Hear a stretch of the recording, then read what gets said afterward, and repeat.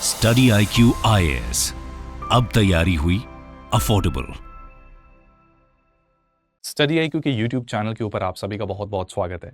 दोस्तों, मुझे उम्मीद है कि आपको पता ही होगा कि इस वक्त पार्लियामेंट का शीत सत्र चल रहा है, यानी कि विंटर सेशन चल रहा है, जहां पर बहुत सारे मेंबर पार्लियामेंट्स को सरकार से कुछ सवाल पूछने का मौका मिलता है और उन सवालों के जवाब देकर सरकार के पास एक मौका, एक अपॉर्चुनिटी आती है जिससे कि वो अपनी पॉलिसीज को लेकर आम जनता और इन मेंबर पार्लियामेंट्स के बीच एक ट्रस्ट बिल्ड कर सकें।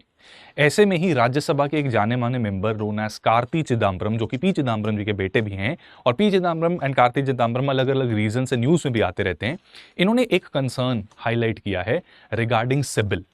ठीक है, तो उसी के बारे में मैं आपको बताने जा रहा हूं कि इन्होंने क्या मुद्दा हाईलाइट किया और उससे आप लोग कैसे इंपैक्ट हो सकते हो।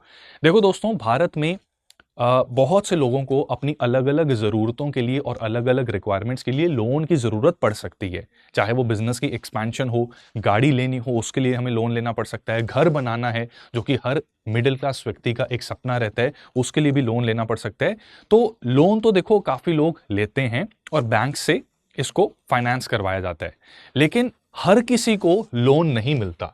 हमारे देश में लोन अगर दिया जाता है बैंक द्वारा तो उसकी बहुत ज्यादा स्क्रूटनी की जाती है, और करनी भी चाहिए। आप खुद सोचिए कि बैंक जो है उसमें उसके पास जो पैसा है जो वो लोन देगा, वो बैंक का अपना पैसा नहीं है, वो आप और हम जैसे आम लोगों का जमा पूंजी है, सालों साल मेहनत करके जो हमने अपनी सेविंग्स की हैं, जिन्हें हम बैंक्स के अंदर फिक्स डिपॉजिट के रूप में या सेविंग डिपॉजिट के रूप में जमा करते हैं। उसी पैसे का कुछ हिस्सा जो है बैंक लोन के रूप में देता है, उस लोन पर ब्याज मिलता है, उसी ब्याज का कुछ हिस्सा हमें इंटरेस्ट के रूप में मिल जाता है और कुछ हिस्सा बैंक की इनकम का पार्ट बनता है।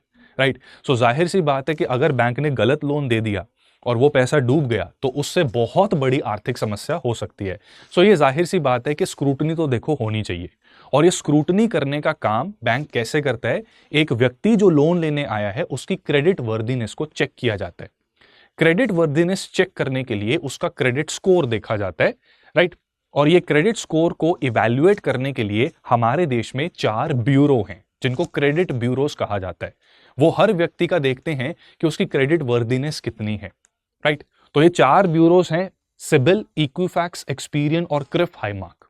ये क्रिफ हाईमार्क एक इंसान की 4 पैरामीटर्स को टेस्ट करते हैं कि बेसिकली उनकी पेमेंट हिस्ट्री किस तरह की है, कि मान लो उन्होंने पहले कोई भी कभी लोन लिया था या पहले कोई EMI के ऊपर कोई प्रोडक्ट लिया था, तो उनकी ऑन टाइम पेमेंट्स कितनी थी और कब कब उन्होंने डिफॉल्ट किया। डिफॉल्ट करने से आपका स्कोर खराब हो जाएगा। ऑन टाइम पेमेंट कर दी अगर आपने की है अपने पिछले लोन्स पर भी और टाइमली उसको चुका दिया, तो उससे आपका स्कोर इंप्रूव हो जाता है। इसी के साथ साथ आपकी क्रेडिट यूटिलाइजेशन देखी जाती है कि मान लो आप 1 लाख रुपए तक का आप क्रेडिट कार्ड ले सकते हैं या उस क्रेडिट कार्ड के अमाउंट को यूज कर सकते हैं, बट आप 1000, 1500 या 5000 से ज्यादा अमाउंट यूज नहीं करते। तो इससे यह पता लगता है कि आपकी क्रेडिट के ऊपर डिपेंडेंस कम है और अपनी जो फिक्स्ड परमानेंट इनकम है उसी के ऊपर आप डिपेंड करते हैं। यह भी चीज आपके क्रेडिट स्कोर को इंप्रूव करती है। इसी के साथ साथ आपकी क्रेडिट हिस्ट्री की लेंथ कितनी है, कि कितने देर से आपने लोन लिया है और कितना टाइम या कितना लंबा वो लोन आपका चलता जा रहा है। अगर ज्यादा लंबे समय के लिए आपका लोन है तो उससे आपका क्रेडिट स्कोर पर कुछ एडवर्स इंपैक्ट पड़ सकता है। राइट, एंड किस तरह का आपका लोन था, या वो क्रेडिट कार्ड की फॉर्म में था या बैंक के किसी और लोन की फॉर्म में था। और चौथी चीज देखी जाती है कि आपने क्रेडिट इंक्वायरीज कितनी रेज की हैं, रिसेंटली आपने कितनी क्रेडिट इंक्वायरीज रेज की हैं, ये भी आपके क्रेडिट स्कोर को इंपैक्ट कर देता है। इन सारे पैरामीटर्स को देखते हुए जो ये एजेंसीज हैं, क्रेडिट ब्यूरोज, ये आपको एक स्कोर देती है जो कि 3 डिजिट्स का एक अंक होता है। अगर आपका स्कोर 750 से 900 के बीच आता है तो इसका मतलब आपकी क्रेडिट वर्दीनेस काफी अच्छी है और बैंक से लोन लेते वक्त आपको कोई खास दिक्कत नहीं आने वाली, और बहुत ही nominal affordable rate of interest के ऊपर आप एक लोन को अवेल कर सकते हैं। अगर आपकी क्रेडिट वर्दीनेस या क्रेडिट स्कोर 700 से 750 या 749 तक है तो उसमें क्या है कि आपको लोन तो मिल जाएगा आराम से, लेकिन आपका रेट ऑफ इंटरेस्ट ज्यादा हो सकता है। बिलो 700 दिक्कत ये आती है कि लोन का रेट ऑफ इंटरेस्ट महंगा भी हो सकता है और शायद किसी कुछ सर्कमस्टांसेस में आपका लोन रिजेक्ट हो जाए। एंड अगर 600 के नीचे आपका क्रेडिट स्कोर है तो उस केस में लोन अवेल करना बहुत ज्यादा मुश्किल काम हो जाता है। तो देखो, आप सभी ने सुना होगा कि बांग्लादेश के जो इस वक्त केयर टेकर प्राइम मिनिस्टर हैं मोहम्मद यूनुस, उनको 2006 में एक नोबेल प्राइज मिला था। वो नोबेल प्राइज उनको मिला था अपने ग्रामीण बैंक के चलते। ग्रामीण बैंक में मोहम्मद यूनुस ने एक एक्सपेरिमेंट की थी। उनका ये मानना था कि जितने भी लोग हैं ठीक है, मान लीजिए उनके कंट्री में उस टाइम पर 1970s एंड 80s में अनएम्प्लॉयमेंट की बहुत बड़ी समस्या थी, तो उन्होंने कहा था कि इस अनएम्प्लॉयमेंट को दूर करने के लिए सेल्फ एम्प्लॉयमेंट एक इंपॉर्टेंट हथियार बन सकती है। लेकिन सेल्फ एम्प्लॉयमेंट में भी इनिशियल सीड मनी की तो जरूरत पड़ेगी कि मान लो बांग्लादेश में एक यूथ है, एक व्यक्ति है, जवान इंसान है, उसको सिलाई कढ़ाई का काम हम सिखा सकते हैं, जिसको यूज करके वो अपनी आजीविका कमा सकता है, स्वरोजगार में वो एंटर हो सकता है। या फिर उसको कुकिंग सिखा दो, एक समोसे की रेडी वो लगा सकता है और दिन के दिन काफी सारे पैसे कमा सकता है उससे, राइट। लेकिन अब समोसे की रेडी लगाने के लिए रेडी तो खरीदनी पड़ेगी ना, समोसा बनाने का जो रॉ मटेरियल है, जो मैदा, आलू, मटर, ये सारे मसाले आते हैं, उनको भी खरीदना पड़ेगा। अब उसको खरीदने के लिए अगर पैसे ना हो फिर तो बड़ी अजीब सी बात हो जाएगी, फिर तो इन लोगों को जॉब हम दे ही नहीं पाएंगे। तो मोहम्मद यूनुस ने 2006 में एक फॉर्मूला दिया था। उन्होंने कहा था कि इस तरह के तबके को अगर हम थोड़ी सी स्किल दे दें और थोड़ा सा पैसा फ्रीबी की तरह नहीं, सब्सिडी की तरह नहीं, एक लोन की तरह दे दें, तो वो अपना एक स्वरोजगार शुरू कर देते हैं और एक डिसेंट अमाउंट ऑफ टाइम के बाद उस लोन को रीपे भी कर देते हैं। और उनकी ये एक्सपेरिमेंट सक्सेसफुल रही थी। 97% से ज्यादा उनके जो ऐसा डिसबर्स्ड लोन था वो सारा का सारा सिस्टम में वापस आ गया था। तो आप ये समझ सकते हैं कि एक इकोनॉमी के अंदर जॉब क्रिएशन में और लोन को, जॉब क्रिएशन में, सेल्फ एम्प्लॉयमेंट को बढ़ावा देने में लोन्स की काफी इंपॉर्टेंट भूमिका रहती है। ये वही बात है कि lending hand to someone is better than giving a dole. ठीक है, तो सब्सिडी जो होती है, फ्रीबीज जो होती हैं, वो एक डोल की तरह है और उसका बर्डन जो है आम टैक्स पेयर के ऊपर पड़ता है। लेकिन जब किसी को लोन दिया जाता है और साथ में थोड़ी सी स्किल इंपार्ट कर दी जाती है, स्किल दे दी जाती है, तो उसका इस्तेमाल करके वो खुद भी ग्रो करता है और उसकी ग्रोथ से देश भी ग्रो करता है। देश की जीडीपी भी ग्रो करेगी क्योंकि उसके हाथ में भी जब पैसा आना शुरू होगा वो और कंजम्पशन बढ़ाएगा। ज्यादा कंजम्पशन से क्या होगा कि overall value of total output of goods and services in the country over a specified time it will increase. तो this is what, this is GDP increasing. ठीक है, तो ये सारी चीजें क्या हैं, ये हमें ये बताती हैं कि लोन लेने में लोगों को बहुत ज्यादा दिक्कत नहीं होनी चाहिए। लेकिन समस्या ये है कि ये जो 4 एजेंसीज मैंने आपको बताई, CIBIL, Equifax, Experian, CRIF, Highmark, इनमें से जो सबसे पॉपुलर और सबसे ज्यादा जिसको फॉलो किया जाता है, जिसके नंबर्स को बैंक्स भी यूज करते हैं क्रेडिट वर्दीनेस को टेस्ट करने के लिए, वो है सिबिल, यानी कि credit information bureau of India limited. अब ये जो सिबिल है, इसके ऊपर देखो एलिगेशंस भी लगी हैं। एलिगेशंस नहीं, मतलब कार्ति चिदम्बरम ने ना ये चिंता व्यक्त की है कि ये एक प्राइवेट कंपनी है, actually it's a private company, और इसको ओन करती है ट्रांस यूनियन, जो कि एक अमेरिकन कंपनी है, राइट। तो अमेरिका कहीं ना कहीं सिबिल को ओन करते हुए और सिबिल की एक्टिविटीज के थ्रू इंडिया की इकोनॉमी को भी कंट्रोल कर सकती है। क्योंकि कैसे, मैं ये बातें जो मैं बोल रहा हूं, ये क्यों बोल रहा हूं, क्योंकि सिबिल जो है ये लगभग 60 करोड़ लोगों का और लगभग 3.25 करोड़ बिजनेसेस का खाता मेंटेन नहीं, मतलब इनकी क्रेडिट वर्दीनेस के ऊपर अपना डाटा देती है। 60 crore individuals, approximately 50% of our 45 to 50% of our population, and several businesses, जिनमें से ज्यादातर बिजनेसेस जो हैं वो स्मॉल और मीडियम एंटरप्राइजेस हैं। तो इनकी क्रेडिट वर्दीनेस के बारे में हमें पता लगता है, और सिबिल का डाटा अगर आप इवैल्यूएट करेंगे तो आपको पता लगेगा कि केवल 27% ही, सिर्फ और सिर्फ 27% लोग ही हैं जिनका क्रेडिट स्कोर 750 से ऊपर है। 60 करोड़ इंडिविजुअल्स, 3.25 करोड़ बिजनेसेस, उनमें से सिर्फ 27% ही हैं जिनका 750 से स्कोर ऊपर है, यानी कि लोन लेने में इनको कोई दिक्कत नहीं आएगी और ठीक ठाक रेट ऑफ इंटरेस्ट पे इनको लोन मिल जाएगा। 50% से ज्यादा ऐसे लोग हैं जिनका क्रेडिट स्कोर 600 के नीचे है, यानी कि ये इंस्टीट्यूशनल फाइनेंस का उतना फायदा उठा ही नहीं पाएंगे। बैंक्स जब इनको लोन देने की कोशिश करेंगे, क्रेडिट स्कोर कम होने के कारण इनको लोन मिल ही नहीं पाएगा, और अगर मिला भी तो बहुत ज्यादा एग्जॉर्बिटेंट रेट के ऊपर इनको वो लोन अवेल करना पड़ेगा, जो शायद इनकी इकोनॉमिक एक्टिविटी को इनफिजिबल बना दे। ये चीज बहुत ज्यादा चिंताजनक है दोस्तों, क्योंकि कई रीजंस की वजह से हमारे देश में किसी को लोन लेना पड़ता है, राइट। और एक इंसान की क्रेडिट वर्दीनेस, यानी कि उसका जो सिबिल स्कोर है, वो कहीं ना कहीं उसके खिलाफ एक टैबू भी जनरेट कर देता है। ठीक है, तो ये चीजें जो हैं ये आप और हम जैसे आम लोगों को बहुत ज्यादा इंपैक्ट करती हैं। वही चीज हमने देखनी है कि ऐसा क्या हो रहा है सिबिल में जिसकी वजह से ये दिक्कत आ रही है, राइट। तो सबसे पहले तो बहुत से लोग शायद हो सकता है मेरी इन बातों को सुन के ये सोचें कि लोन लेना ही क्यों है। हमारे बड़े तो कहते हैं कर्जा कभी मत लो, राइट। अब देखो यार, हमारे बड़े एक ऐसी जनरेशन को बिलोंग करते हैं जिन्होंने एक ट्रांजिशन देखी है और कहीं ना कहीं हमारे कॉलोनियल पास्ट के हैंगओवर में वो रहते हैं। एक ऐसा समय था भारत में जब इंस्टीट्यूशनल लेंडिंग मैकेनिज्म्स हुआ नहीं करते थे, इंस्टीट्यूशनल बैंक्स नहीं हुआ करते थे, और लोगों को छोटी छोटी ज़रूरतों के लिए जब उनको उधार लेना है उसके लिए वो किसके पास जाते थे? या तो किसी बड़े ज़मींदार के पास या फिर किसी मनी लेंडर के पास। और वो मनी लेंडर पैसे तो दे देता था, लेकिन जो ब्याज डालता था वो ब्याज होता था बहुत एग्जॉर्बिटेंट। कि जैसे 100 रुपए अगर किसी से उधार लेने हैं, उस 100 रुपए के ऊपर 50% का ब्याज, 50% तो मैं बड़ा ठीक ठाक बोल रहा हूँ, कई बार कुछ केसेस में तो 150% ब्याज डल जाता था, विदाउट रियलाइजिंग कि अगर कोई व्यक्ति 100 रुपए नहीं दे रहा, वो 150% ब्याज कैसे अफोर्ड करेगा उस पर। और यही चीज उनकी बंधुआ मजदूरी का कारण बन जाती थी, क्योंकि हमारे बुजुर्गों ने एक ऐसी जनरेशन देख रखी है जहां पर ऐसी समस्याओं का उन्हें सामना करना पड़ा था। इसलिए अक्सर हम घरों में ऐसा सुनते हैं कि कर्जा तो लेना ही नहीं चाहिए, जो भी हो अपना हो। लेकिन एक्चुअली बदलते समय के साथ साथ मैं आपको बताना चाहूंगा कि आज की डेट में जो इकोनॉमिक सिनारियो है उसमें लोन लेना can make an economic sense, right. इसकी एग्जांपल से मैं आपको समझाता हूं that how taking loan can be N economically better decision. देखो, मान लीजिए कि आपके पास एक प्लॉट है 100 गज का, 10 लाख रुपए की उसकी वैल्यू है, और आपके पास 10 लाख रुपए हैं भी उस प्लॉट को खरीदने के लिए, ठीक है। लेकिन तब भी अगर आप लोन लेकर उस प्लॉट को खरीदेंगे तो आपका इकोनॉमिकली ज्यादा फायदा हो सकता है। Let me tell you how, ठीक है। इसमें ऐसा है कि लेट से 5 साल के लिए हम लोन ले रहे हैं, राइट, और इसमें जो जमीन है उसका भी प्राइस जो है वो बढ़ता है, ठीक है।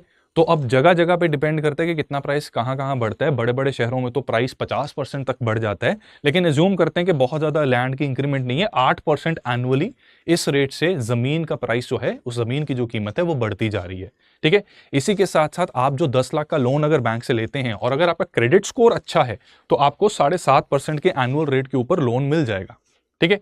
और इसी के साथ साथ आपने 10 लाख रुपए बैंक से लोन लेकर जमीन खरीदी, यानी कि आपका जो 10 लाख था वो आप ही के पास है। अब इस 10 लाख को आप दूसरे फाइनेंशियल इंस्ट्रूमेंट्स में इन्वेस्ट कर सकते हैं, जैसे कि stock market. Stock market is subjected to market risk. Please read the offer document carefully before investing, ऐसा कहा जाता है और बात सही भी है। स्टॉक मार्केट में काफी उतार चढ़ाव रहते हैं, लेकिन वॉरेन बुफे ने कहा था कि स्टॉक मार्केट में there is no way you can ever lose your money, ठीक है। बट पॉइंट वही है कि लॉन्ग टर्म में आप हमेशा गेन ही करते हो, ठीक है। लॉन्ग टर्म में स्टॉक मार्केट में हमेशा गेन ही होता है, राइट। तो 5 साल का हम लॉन्ग टर्म ही देख रहे हैं, ठीक है। वैसे तो मीडियम टर्म में, बट 5 साल में एज्यूम करते हैं कि इसमें स्टॉक मार्केट में यूजुअली 12% का एनुअल रिटर्न मिल जाता है, ठीक है। 12% का एनुअल रिटर्न मिल जाता है। बाकी तो देखो, अगर चीजें घटनी है फिर तो लैंड का भी रेट गिर सकता है, कुछ भी हो सकता है। लेकिन जनरली ये देखा गया है पिछले 5-10 सालों में कि स्टॉक मार्केट में अगर आप अपना पैसा इन्वेस्ट करते हैं तो उसमें 12% का एनुअल रिटर्न आपको मिल जाता है, ठीक है। और लोन लेने पर, जमीन के ऊपर लोन लेने पर, खासकर जैसे कई लोग हाउस लोन लेते हैं, उस हाउस लोन का जो इंटरेस्ट आपको पे करना पड़ता है, जो ब्याज आपको पे करना पड़ता है, वो आपकी टैक्सेबल इनकम में से भी डिडक्ट हो जाता है, और उसमें उस ब्याज पे अप टू 30% की इनकम टैक्स रिबेट मिल जाती है, ठीक है। अब इस चीज को करने से आपको ज्यादा मुनाफा हो सकता है। इसको जरा और मैं कैलकुलेशन थोड़ी सिंप्लीफाई करता हूं। 5 साल का जो आपने 7.5% के ब्याज के ऊपर लोन लिया, उसका जो कुल मिलाकर the amount that you will and up paying after 5 years, it will be 12,25,000 rupees, ठीक है। 12,25,000 रुपए का आपको टोटल अमाउंट पे करना पड़ेगा 5 साल के बाद तक, ठीक है। लेकिन इनिशियली तो आपने अपना 10 लाख कहां किया? स्टॉक मार्केट में इन्वेस्ट कर दिया, ठीक है। और ऑब्वियसली आप रोजाना हर साल अपनी इनकम भी जनरेट कर पा रहे हैं, कुछ सेविंग्स कर पा रहे हैं, ठीक है। तो स्टॉक मार्केट में 10 लाख आपने इन्वेस्ट किया, 12,25,000 5 साल बाद टोटल अमाउंट आपका ये रहेगा, ठीक है। उसके ऊपर से आपका जो इंटरेस्ट पेमेंट है वो कितना बन गया इस कैलकुलेशन के हिसाब से कि 10 लाख तो उस जमीन की एक्चुअल वैल्यू है, इंटरेस्ट आपने पे किया 2,25,000 का। मैं डिटेल्ड कैलकुलेशन नहीं बताऊंगा, इसमें वही होता है कि 5 साल के लोन के हिसाब से हर साल 2 लाख रुपए आपका प्रिंसिपल अमाउंट कम होगा, और उसके ऊपर जो 7.5% बनता है वो आपका ब्याज बनेगा। तो इस तरीके से आपका एनुअली जो ब्याज भी है वो धीरे धीरे कम होता रहता है, 60,000, 45,000, 30,000, 15,000, इस तरह से 5 साल में वो 2,25,000 इंटरेस्ट बन गया आपका टोटल, ठीक है। अब 2,25,000 के ऊपर अप्रॉक्सीमेटली आपको इनकम टैक्स में 67,500 रिबेट मिल जाएगी, तो ये भी कहीं ना कहीं इकोनॉमिक बेनिफिट ही है। ठीक है, तो ये भी इकोनॉमिक बेनिफिट है, राइट, ये इकोनॉमिक बेनिफिट है। दूसरा इकोनॉमिक बेनिफिट कहां से आ रहा है कि प्रॉपर्टी की वैल्यू हम देख रहे हैं कि 7.5% पे लोन लिया आपने और 8% से प्रॉपर्टी की वैल्यू एप्रिशिएट हुई, उसको आप कैलकुलेट करके निकालेंगे तो आपने प्रॉपर्टी के ऊपर पूरा पैसा जो खर्च किया वो था 12,25,000 रुपए। प्रॉपर्टी की वैल्यू 5 साल बाद हो गई 14,70,000 रुपए। ठीक है, तो ये जो एप्रिसिएशन हुई है ये भी आपका मुनाफा है, इनकम टैक्स की रिबेट भी आपका मुनाफा है, और जो 10 लाख रुपए आपने स्टॉक में इन्वेस्ट किए थे उसमें 12% के कंपाउंड एनुअल रेट के ऊपर आपको 17,62,342 रुपीस ये मिल जाएंगे। ठीक है, 17,62,342 रुपीज 12% के कंपाउंड रेट पे, राइट। तो कुल मिलाकर अगर हम देखें, ठीक है, तो आपने 5 साल के अंदर 10 लाख का लोन लिया था। ठीक है, तो लोन रिपेमेंट की वैल्यू को अगर आप सब्ट्रैक्ट भी कर देंगे तो आपके स्टॉक्स में आपकी लैंड की वैल्यू, इन दोनों को कैलकुलेट करेंगे, प्लस आपका जो इनकम टैक्स रिबेट पे आपको फायदा मिला, इसका कुल मिलाकर आपको 20,74,170 रुपए का मुनाफा मिल गया।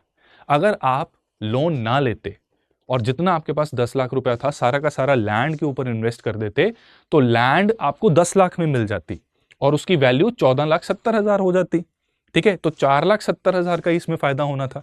ठीक है, लेकिन आपने लोन लिया और इंटरेस्ट पेमेंट के बावजूद भी स्टॉक में इन्वेस्ट करने से जो बेनिफिट हुआ उसमें आप ज्यादा मुनाफा कमा पाए।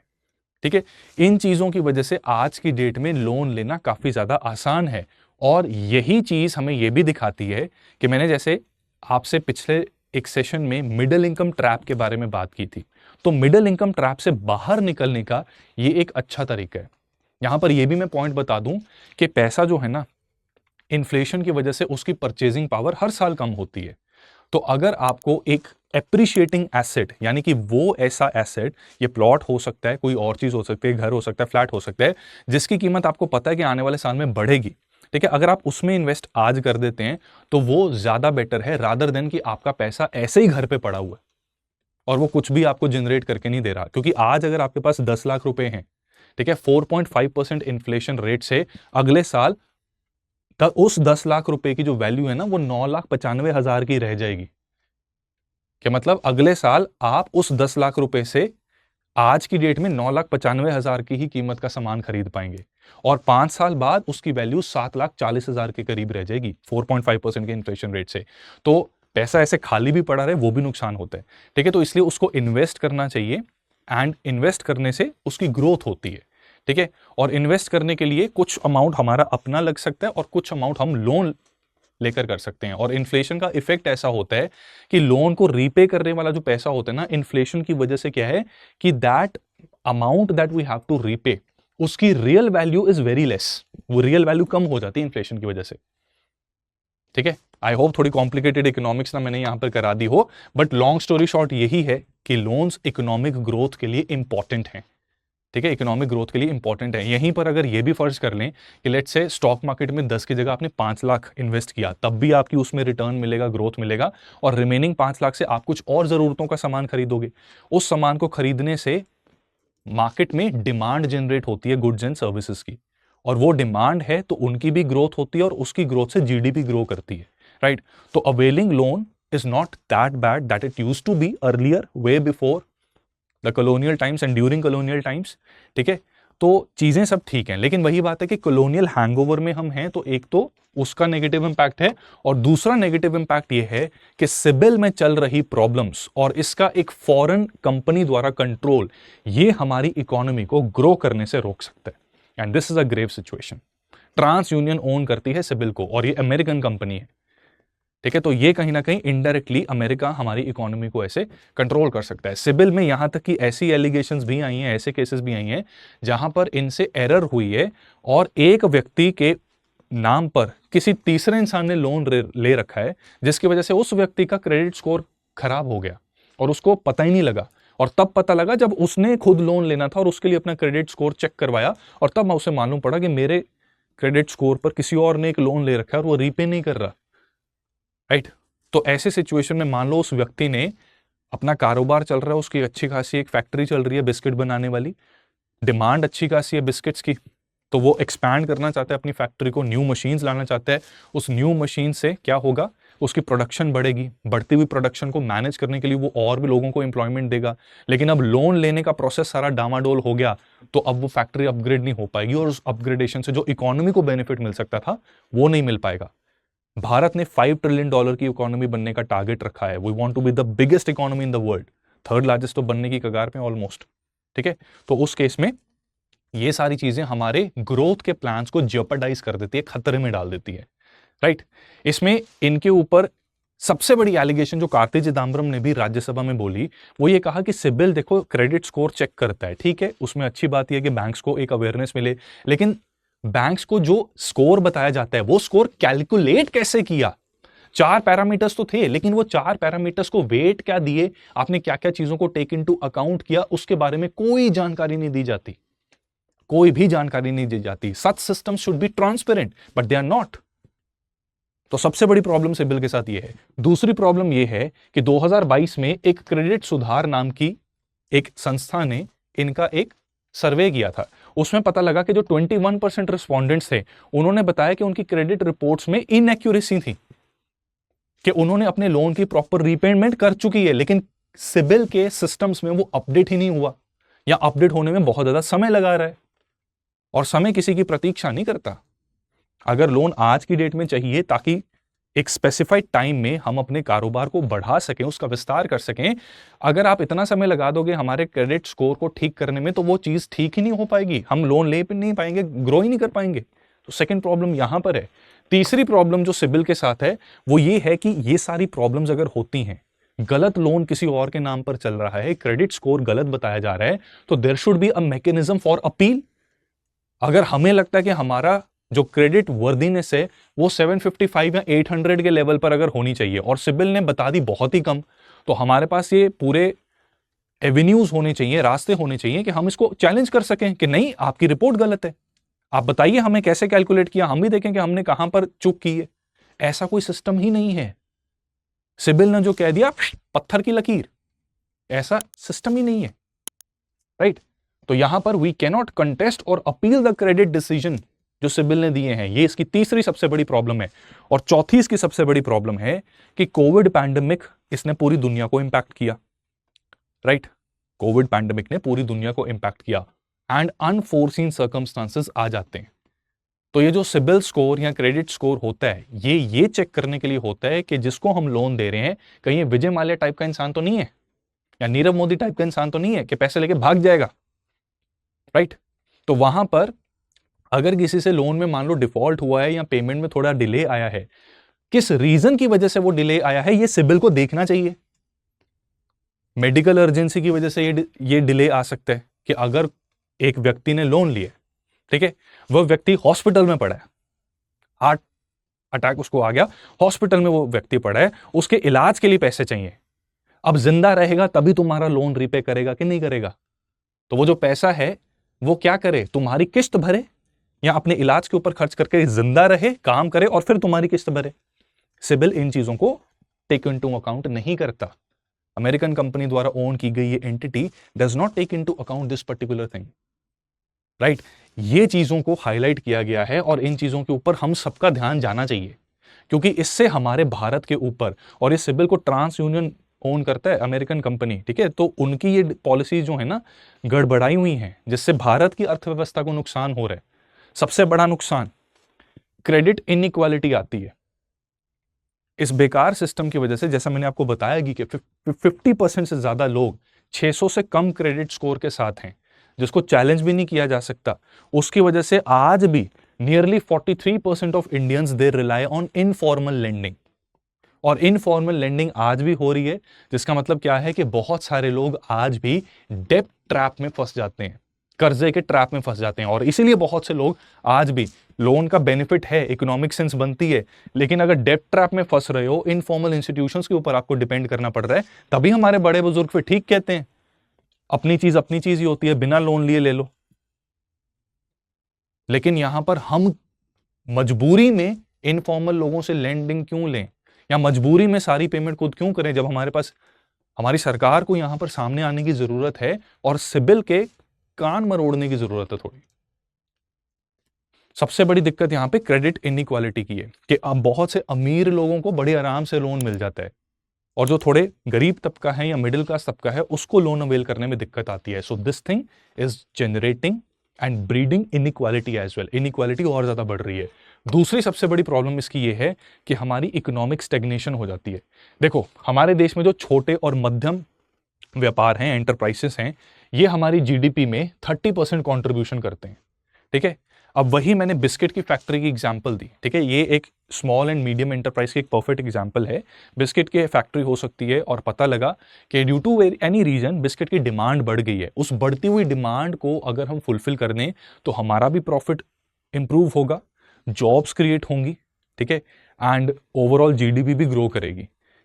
ठीक है, अब उस बढ़ती हुई डिमांड को फुलफिल करने के लिए क्या है कि अभी हमारे पास लेट से 20 लाख नहीं है खर्च करके नई बिस्किट की फैक्ट्री या एक न्यू मशीन लाने के, तो हम लोन लेंगे और लोन में हम सारे कागज पत्तर अपने दिखाएंगे कि हाँ मार्केट सर्वे हमने किया है कि डिमांड है, हमारी पेइंग कैपेसिटी भी है, आप अभी लोन हमें देंगे।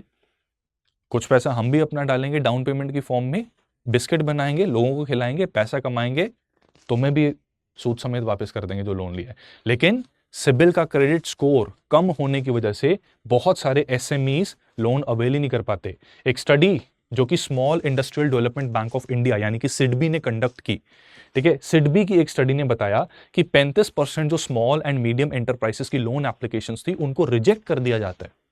और इनकी रिजेक्शन से ये देखो, एक जीडीपी में 30%, 1/3 ऑफ द इंडिया जीडीपी में जो कंट्रीब्यूशन करने वाला सेक्टर है, अगर लोन को इजीली अवेल करने से, अच्छा सिबिल स्कोर या अच्छा क्रेडिट स्कोर होने से ही लोन इजीली अवेल कर देते हैं और ये 1/3 सेक्टर बहुत स्ट्रांगली ग्रो करता है, तो उससे जीडीपी के ग्रो करने की पेस बहुत ज्यादा बढ़ सकती है। हम बहुत ज्यादा हमें एफर्ट लगाना पड़ रहा है अपनी जीडीपी को 8% 10% के ग्रोथ रेट में वहां पर सस्टेन करने के लिए। लेकिन ये छोटी सी चीज, इस छोटी सी प्रॉब्लम ज्यादा बड़ी नहीं है, सरकार और पॉलिटिकल विल हो एक झटके में इसको ठीक किया जा सकता है। लेकिन इसकी वजह से हमारी जो ग्रोथ है वो स्टैगर होती जा रही है, जॉब क्रिएशन स्टैगर होती जा रही है। बिस्किट की फैक्ट्री में बहुत छोटी एग्जांपल दे रहा हूं, एग्जांपल्स और भी बहुत सी हैं जिसमें क्या है कि अल्टीमेटली पूरा विस्तार होता है। क्योंकि देखो, अगर बिस्किट की फैक्ट्री में उसके विस्तार में मैंने एक्स्ट्रा मशीन रखी, उस मशीन को ऑपरेट करने के लिए 3 असिस्टेंट्स रखे, वो 3 असिस्टेंट्स को मैं पगार भी तो दे रहा हूं और दे पाऊंगा क्योंकि वो बिस्किट की डिमांड है, लोग खरीद रहे हैं, मैं दे पाऊंगा। उनके पास पगार आई, वो भी 4 चीजें और खरीदेंगे, अपने घर वालों के लिए भी खरीदेंगे और उससे जीडीपी और ज्यादा बढ़ेगी। तो स्पाइरलिंग इफेक्ट होता है ग्रोथ का, बट वो हो ही नहीं पा रहा, वो इफेक्ट हो ही नहीं पा रहा। और ऊपर से पर्सनल फाइनेंशियल स्ट्रगल्स लोगों के अलग चल रहे हैं। बहुत सारे सैलरीड इंडिविजुअल्स जो हैं उनमें क्या होता है कि अगर खराब क्रेडिट स्कोर की वजह से उनको हाई रेट ऑफ इंटरेस्ट देना पड़ता है, तो गाड़ी उनको 10 लाख की ही मिलेगी। ऐसा नहीं है कि वो ज्यादा रेट ऑफ इंटरेस्ट पे करेंगे तो उन्हें वैगनआर की जगह होंडा सिटी मिल जाएगी, ऐसा नहीं होगा। पैसे वो उतने ही पे करेंगे, मतलब गाड़ी उनको वही मिलेगी, लेकिन पैसा ज्यादा पे करना पड़ेगा, यानी कि आपकी ईएमआई का बर्डन बढ़ जाएगा। अब मेरे पास पैसा है, ठीक है, ये पैसा अगर मेरा क्रेडिट स्कोर ठीक होता तो ईएमआई भी मैं दे देता, उस ईएमआई से बैंक ने वैसे भी पैसा कमा लेना है ना, और बैंक को पता है कि मैं पैसा रिटर्न कर दूंगा तो मेरे को ठीक रेट पे गाड़ी का लोन भी दे देगा और मेरे पास अपने खर्चों के लिए ज्यादा पैसा होता। फिर मैं कपड़े खरीदता, मैं कुछ खाने पीने की चीजें खरीदता, कुछ लग्जरी आइटम खरीदता, और उससे क्या होता है, डिमांड जनरेट होती है इकोनॉमी में, और उस डिमांड के जनरेट होने से क्या होगा, जीडीपी बढ़ेगी। The final value of all goods and services produced with in an economy in a specified time. तो ये फाइनल प्रोडक्शन तभी करेंगे ना लोग जब डिमांड होगी। जब मेरा आधे सारा पैसा मेरा ईएमआई भरने में लगता जा रहा है तो फिर मैं कहां कपड़े खरीदूंगा, जो कपड़े हैं वही पहनूंगा रोज के रोज, राइट। लग्जरी आइटम तो भूल ही जाओ, तो उससे हमारी ग्रोथ रिटार्ड हो जाती है, ठीक है, डिस्पोजेबल इनकम कम हो जाती है, राइट। और हमारी जो जीडीपी है उसमें जो लोगों की, आम जनता की डिस्पोजेबल इनकम है, ये लगभग 60% कंट्रीब्यूट करती है। हमारी जीडीपी जो है ना 59% कंजम्पशन ड्रिवन है, अप्रोक्सीमेटली 60% कंजम्पशन ड्रिवन है।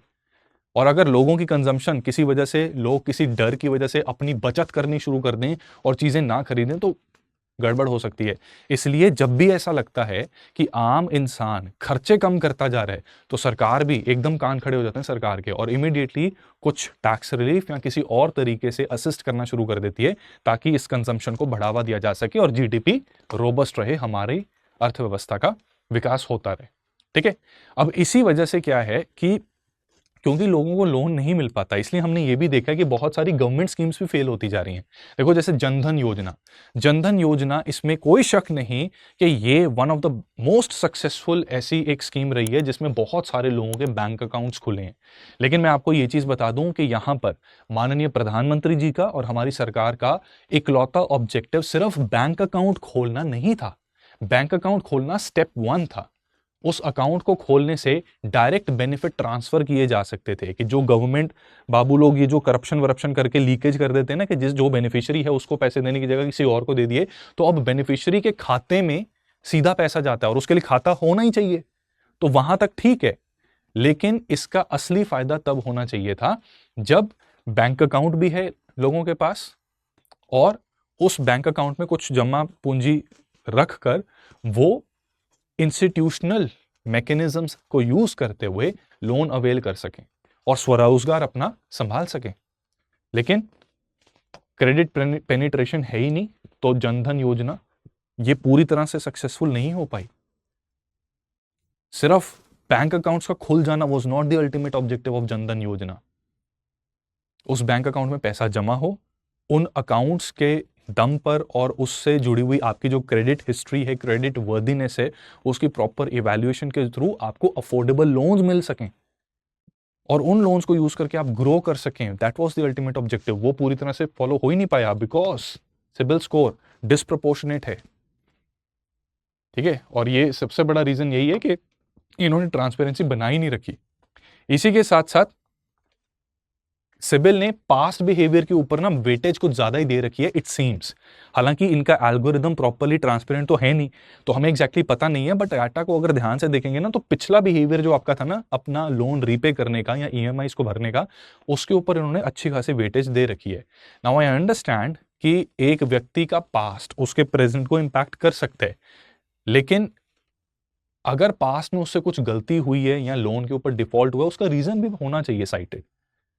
ठीक है, तो क्योंकि वो सब चीजों को सिबिल देखता नहीं है, उसका नतीजा देखो क्या निकलता है। हम लोग कहते हैं ना कि भारत में इनोवेशन कल्चर है ही नहीं, इनोवेशन कल्चर है ही नहीं, कहां से होगा भाई। जो एंटरप्रेन्योर्स होते हैं वो अपना कोई उद्यम जब शुरू करते हैं, उनके पास एक आइडिया होता है, उसका या तो वो फाइनेंसर्स को लेते हैं, इन्वेस्टर्स को लेते हैं, उनसे पैसे लेकर अपना बिजनेस शुरू करते हैं, या फिर लोन के थ्रू उनके पास एक मौका होता है कि वो अपने बिजनेस को अप एंड रनिंग बना सकें। ठीक है, अब एंटरप्रेन्योरशिप में ये चीज रहती है कि आपने शुरू किया, लेकिन जरूरी नहीं है कि वो चलेगा, कई रीजंस हो सकते हैं उसके, राइट, कई रीजंस उसके हो सकते हैं। अब क्योंकि आपका अगर एक भी ऐसा उद्यम फेल हुआ और उसकी वजह से आपका क्रेडिट स्कोर कम हो गया और उसकी वजह से आप दोबारा किसी काम के लिए वो लोन ले ही नहीं पाएंगे, है ना, तो इस वजह से क्या है कि जो एंटरप्रेन्योर्स हैं वो डरते हैं इनोवेट करने से। अगर किसी के पास अच्छा आइडिया होगा भी ना, उस आइडिया को एग्जीक्यूट करने के लिए वो झिझकेगा कि जब तक 100% कॉन्फिडेंट नहीं हो जाता मैं कि मुझे इसका फायदा मिलेगा ही मिलेगा, तब तक वो कुछ करता ही नहीं है। और जब हम ओवर थिंक करते रहते हैं कि यार इसमें और कैसे इसको परफेक्ट कर सकूं, कैसे और अच्छा हो सकता है, वो एक सिचुएशन को जन्म देता है कॉल्ड एज एनालिसिस पैरालिसिस, कि हम बस सोचते रह जाते हैं और कोई तीसरा जना उसको करके अपना मुनाफा कमा लेता है। ठीक है, तो क्रेडिट वर्दीनेस को ट्रांसपेरेंटली ना इवैल्यूएट करने की वजह से और जो पास्ट बिहेवियर्स हैं उनको कुछ जरूरत से ज्यादा तवज्जो देने की वजह से हमारा इनोवेशन कल्चर भी खराब होता जा रहा है।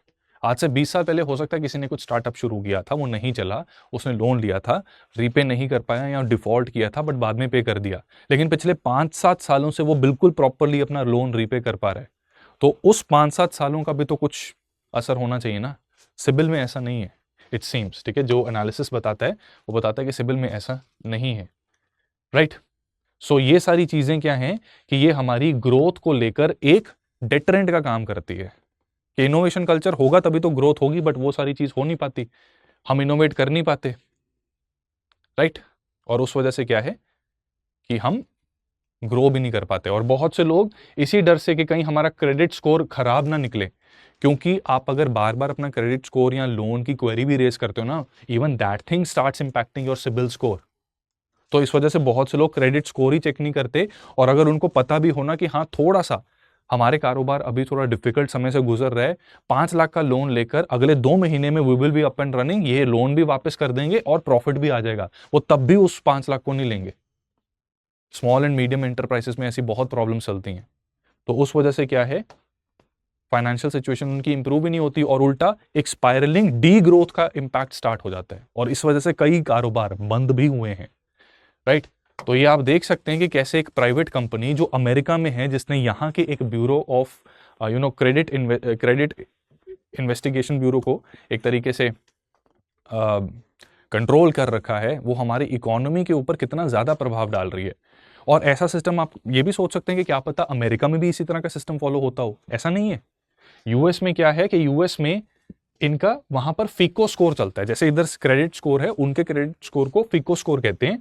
वो फ्री ऑफ कॉस्ट उनको दिया जाता है। जो भी बोरोवर है वो अपना फीको स्कोर चेक करवाना चाहता है तो बिल्कुल फ्री ऑफ कॉस्ट उसका फीको स्कोर मिलता है। क्लियर अपील प्रोसेस भी वहां पर मौजूद है कि अगर आप अपने फीको स्कोर से संतुष्ट नहीं है तो आप उसको चैलेंज कर सकते हैं, राइट। और इसी के साथ साथ आपकी इनकम कितनी है, रीसेंट इंप्रूवमेंट आपने क्या क्या की क्रेडिट बिहेवियर में, कि ठीक है आज से 20 साल पहले लोन में कुछ डिफॉल्ट हो गया था लेकिन पिछले 10 सालों में सब कुछ सही चल रहा है, तो वो भी इंपैक्ट करता है। यूएस खुद अपने देश में ये सिस्टम फॉलो कर रहा है, but not here in our country. UK में भी सिमिलर सिस्टम है। मोर ओवर इन सारी चीजों को फॉलो करने के साथ साथ ये एनुअल क्रेडिट रिपोर्ट अपने लोन टेकर्स को देती है, जब उसके साथ साथ उनको गाइडेंस भी देती है कि अपने इस क्रेडिट स्कोर को आप इंप्रूव कैसे कर सकते हैं। बट भारत में नवाब हैं जी सबके सब, शाह बने फिरते हैं सब। सिबिल जो है वो क्या कर रही है, सिबिल उसका कॉलोनियल एटीट्यूड है कि जैसे एहसान कर रहे हैं हमारा स्कोर हमें बताकर, और वो भी गलत मलत, राइट। तो इन सारी चीजों को ठीक करने की जरूरत है और इसमें आरबीआई और हमारी सरकार सिबिल के थोड़े से कान मरोड़े अगर, तो उससे चीजें सारी ठीक हो सकती हैं ये, ठीक है। तो इसमें सबसे पहले there should be a legislation, यहां एक फ्रेमवर्क बाय आरबीआई जिसमें सिबिल को ऑर्डर दिया जा सके प्रॉपरली कि अपना जो भी एल्गोरिदम आप यूज करते हो उसको ट्रांसपेरेंट करो, डिस्क्लोज करो on what basis do you calculate the credit score of different people and businesses, ठीक है। तो सबसे पहले ये चीज। दूसरा, अगर कोई एरर होती है आपसे तो उनको डेडलाइन देनी चाहिए कि इतने टाइम के अंदर अंदर वो एरर रेक्टिफाई हो जानी चाहिए, ठीक है। और अगर आपकी गलती से किसी व्यक्ति का नुकसान हो तो सिबिल के ऊपर पेनल्टी भी लगनी चाहिए, ठीक है। इनफैक्ट हर क्रेडिट इन्वेस्टिगेटर के साथ, ठीक है, या क्रेडिट इंटेलिजेंस जो ये एंटिटीज हैं, ठीक है, उनके ऊपर ये कंडीशन लगनी चाहिए, राइट। इसी के साथ साथ कॉन्टेक्स्ट बेस्ड स्कोरिंग होनी चाहिए। जो फ्रेमवर्क बनाए आरबीआई या सरकार, उसमें कॉन्टेक्स्ट बेस्ड स्कोरिंग की जगह जरूर हो। यानी कि अगर किसी के यहाँ मेडिकल इमरजेंसी की वजह से वो लोन रीपे नहीं कर पाया या उसका डिफॉल्ट हो गया तो टेक इन टू अकाउंट, अरे भाई जिंदा रहेगा तो तुम्हारा लोन रीपे करेगा ना। इतनी तो कॉमन सेंस होनी चाहिए अमेरिकन, राइट। तो ये टेक इन टू अकाउंट करना चाहिए। सडन अनएम्प्लॉयमेंट, ठीक है, सडन अनएम्प्लॉयमेंट कई बार हो जाती है, उसमें भी देखो डिफॉल्ट हो जाता है। वही बात है कि वो अपना घर चलाए कि तुम्हारा लोन रिपे करे। और कई बार क्या है कि अनएम्प्लॉयमेंट के टाइम पर, सडन अनएम्प्लॉयमेंट जब होती है तो लोन का कुछ जो अदरवाइज जो शायद ईएमआई भरने में पैसा लगता या इंस्टॉलमेंट देने में पैसा लगता, उसकी जगह वो अपना स्वरोजगार शुरू कर दे, उससे वो पैसा और जनरेट करके तुम्हारा वापस कर देगा। तो इन फैक्टर्स को टेक इनटू अकाउंट करके इंसान का क्रेडिट स्कोर बनाया कीजिए। दूसरा, सरकार को अपने लेवल पर, ताकि देखो ये तो सिबिल के कान मरोड़ दिए, लेकिन सिबिल के कान मरोड़ने के साथ साथ हमें हमारे लोगों को भी सचेत करना जरूरी है। नेशन वाइड कैंपेन चलना चाहिए जहां पे सभी को एजुकेट किया जा सके कि किस तरह से वो अपना क्रेडिट स्कोर इंप्रूव कर सकते हैं, किस तरह से फाइनेंशियल सिस्टम को वो बेटर समझ सकते हैं। और आजकल ऑनलाइन का जमाना है, हर किसी की जेब में मोबाइल फोन है, स्मार्टफोन है। यूट्यूब पर ऊल जलूल रील्स देखने से अच्छा है कि सरकार सभी को प्रोत्साहन दे कि वो काम की चीजें देखें जिससे वो अपनी आर्थिक स्थिति को इंप्रूव कर सकें घर बैठे बैठे, राइट। तो ये चीज की जरूरत है। दूसरा, ऑल्टरनेटिव क्रेडिट मैट्रिक्स का भी इस्तेमाल होना चाहिए। जैसे कि अगर मान लो किसी की इनकम किसी टाइम पर 50,000 थी, लेकिन धीरे धीरे बढ़ते बढ़ते या बहुत कम समय में उसने बहुत अच्छा ग्रो कर लिया, इनकम ग्रोथ के चलते उसका क्रेडिट स्कोर इंप्रूव होना चाहिए। वो लगातार अपना बिल्कुल कंसिस्टेंटली रेंट पे कर रहा है, वो भी इंक्लूड होना चाहिए कि हाँ, एक इंसान अगर अपना रेंट ईमानदारी से रेगुलरली पे करता जा रहा है तो अगर लोन लेता है तो उसकी इंस्टॉलमेंट भी पे करेगा, मतलब ये भी क्रेडिट बिहेवियर में इंक्लूड होना चाहिए, क्रेडिट वर्दीनेस को कैलकुलेट करने में यूज होना चाहिए। एंड मोस्ट इंपॉर्टेंटली आरबीआई को एक इंडिपेंडेंट ग्रीवेंस रिड्रेसल मैकेनिज्म रखना चाहिए, जिसमें कि वो जो बोरोवर्स हैं जिन्होंने लोन लिया है वो अनफेयर क्रेडिट स्कोर को चैलेंज कर सकें। मोस्ट इंपॉर्टेंटली ये सबसे ज्यादा जरूरी चीज है। तो उम्मीद करता हूं दोस्तों कि इस वीडियो के माध्यम से आप भी समझ पाएं कि हमारे देश में क्या क्या समस्याएं चल रही हैं इन मुद्दों को लेकर, और उम्मीद करता हूं कि जो एप्रोप्रिएट अथॉरिटीज़ हैं अगर उनके हाथ कभी ये वीडियो लगती है तो वो भी इस बात को समझ सकें कि हमें हमारे देश को अगर वाकई में आत्मनिर्भर बनाना है तो इन विदेशी प्राइवेट कंपनियों के भरोसे हम नहीं रह सकते, और उनको रेगुलेट करना हमारा अधिकार भी है और हमारी ड्यूटी भी है, ताकि हम अपने बलबूते पर अपनी इकोनॉमी को और आगे ग्रो कर सकें। इनडायरेक्टली किसी और देश का कोई अधिकार नहीं बनता कि हमारी इकोनॉमी को इस तरह से कंट्रोल करे, right. So having said that, UPSC के छात्र जो इन वीडियोस को बहुत अच्छे से देखते हैं उनके लिए मेरा एक प्रश्न, आपके सामने एक क्वेश्चन है, 3 स्टेटमेंट्स आपको दे रखी गई हैं, आपको रिलेशनशिप बताना है बिटवीन क्रेडिट, इकोनॉमिक ग्रोथ, उसके कॉन्टेक्स्ट में 3 स्टेटमेंट्स, करेक्ट स्टेटमेंट आप आइडेंटिफाई कीजिए। क्वेश्चन को ध्यान से पढ़ के इसका आंसर आप कमेंट सेक्शन में लिखिए। इसका करेक्ट आंसर आपको मिलेगा मेरे टेलीग्राम चैनल के ऊपर जो है CS Live Group _UPSC, और इसी के साथ साथ आप मुझे मेरे इंस्टाग्राम पर भी फॉलो करना मत भूलिएगा, hello.chandan sharma। इस QR कोड को भी स्कैन करेंगे तो मेरे साथ मेरे इंस्टाग्राम पर आप पहुंच जाएंगे। उम्मीद करता हूं कि ये सेशन आपको अच्छा लगा, इन्फॉर्मेटिव लगा।